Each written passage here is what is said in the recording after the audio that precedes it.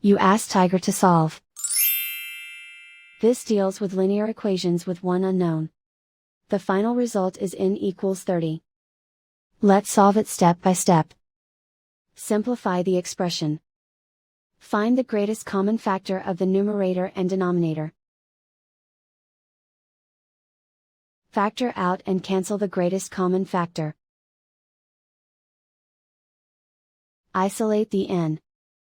Multiply both sides by 15. Group like terms. Multiply the coefficients. Simplify the fraction. Simplify the arithmetic. And so the final result is n equals 30.